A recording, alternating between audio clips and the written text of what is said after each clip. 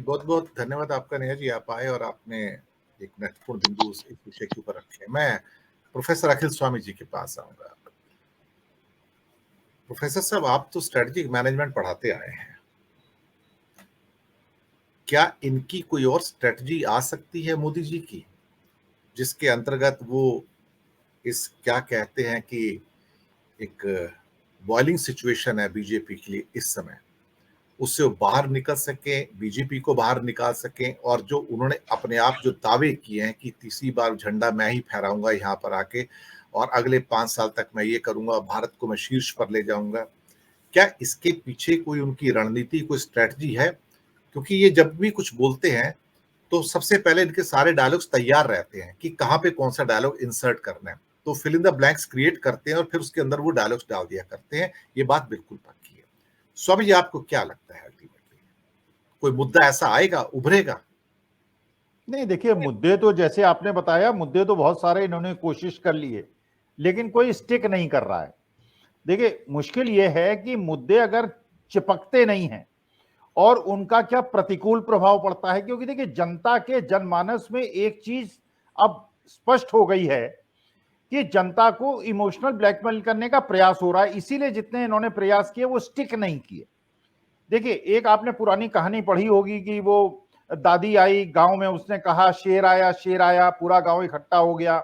अगली बार केवल 100 लोग इकट्ठे हुए, तीसरी बार कोई इकट्ठा नहीं हुआ। वही स्थिति है आज की। देखिए, आज की स्थिति में जनता ये जानती है कि इस प्रकार के गिमिक्स हो रहे हैं और इस प्रकार से जनता को गुमराह करने का प्रयास होगा। अब अगर हो सकता है, देखिए, करने को तो ये सब कुछ करेंगे, सारे प्रयास करेंगे।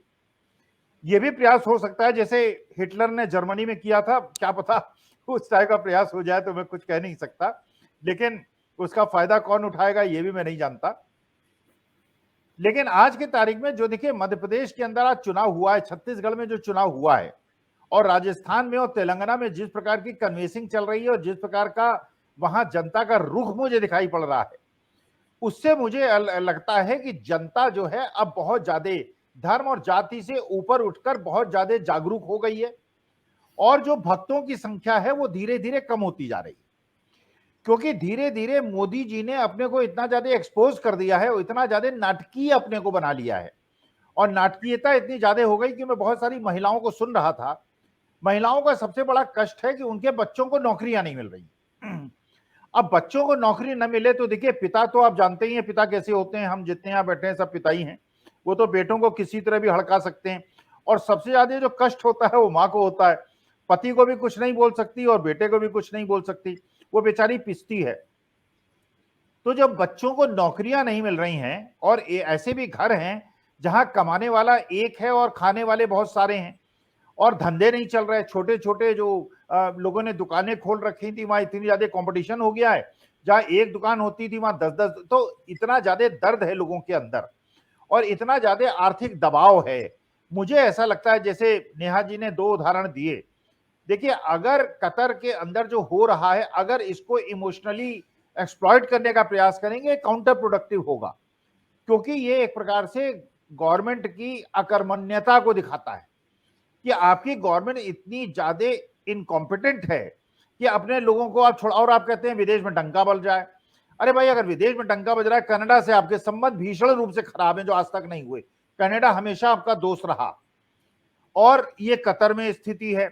इजराइल का आपने समर्थन कर दिया, मोदी जी ने, एक्सटर्नल अफेयर मिनिस्ट्री ने पैलेस्टीन का समर्थन किया और अब खुलेआम वोट दे दिया पैलेस्टीन के साथ। चीन को झूला झुलाया, कोई फायदा नहीं हुआ। पाकिस्तान गए, झप्पी लगे, कोई फायदा नहीं हुआ। तो मुझे ऐसा लगता है कि अब जो भी ये करेंगे वो काउंटर प्रोडक्टिव होगा। करेंगे सब कुछ, प्रयास सब कुछ करेंगे, एक एक करके हर तरह का इमोशनल ब्लैकमेल करने का प्रयास करेंगे। लेकिन जो राहुल गांधी ने कर दिया है पिछले 14 महीने के अंदर, जनता को अपने जो ओरिजिनल मुद्दे हैं, जो मुख्य मुद्दे हैं, उनकी तरफ जनता को ले आए हैं। इसलिए जनता मेरे ख्याल से इमोशनली एक्सप्लॉइट होने के लिए तैयार रही है। प्रयास से करेंगे, लेकिन सफल होंगे इसमें मुझे बहुत ज्यादा संदेह। जी।